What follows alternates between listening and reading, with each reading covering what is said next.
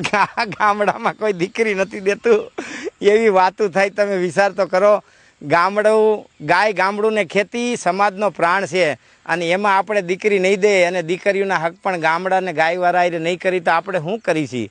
દુનિયા ગમે એટલી ડિજિટલ થઈ જાય, 50 કરોડનું કોમ્પ્યુટર લઈ લીજો પણ એમાં ઘી દૂધ ને દહીં સાંસ નહીં બને। 50 કરોડનું કોમ્પ્યુટર લઈ લીજો તો એમાં ખાવાનું ઘઉંનો દાણો કે શાકભાજી કે રીંગણા નહીં બને।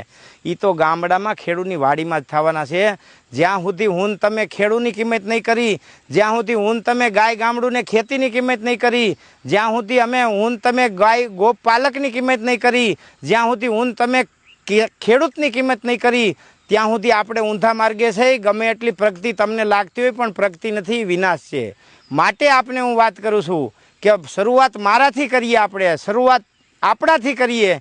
આપણી દીકરીને ગામડામાં ને ગાયવાળા અને ખેતીવાળાએ હક પણ કરાવીએ અને સામાન્ય પદ્ધતિથી પરંપરાથી લગ્ન કરીએ। આ આપણે શરૂઆત કરવી પડશે। બાકી ગામડામાં કોઈ દીકરી નથી દેતું આવી વાતું છે। ગામડા ખેતી કરતો હોય એની કોઈ કિંમત નથી। મિત્રો ખાલી ભણેલા જ બુદ્ધિવાળા હોય અને સિટીમાં રહેવાવાળા જ બુદ્ધિવાળા હોય, સિટીમાં રહેવાવાળા જ સારા માણસો હોય। આવા મગજમાં વેમ છે એવું નથી। ગામડામાં કોહિનૂર સિથરામાં વીટેલા રતન પડ્યા છે જેણે આપણા દેશ અને સમાજ અને રાષ્ટ્ર માટે સમાજ માટે સમર્પણ આપ્યા છે। એટલે ગામડું છે ને આપણો પ્રાણ છે।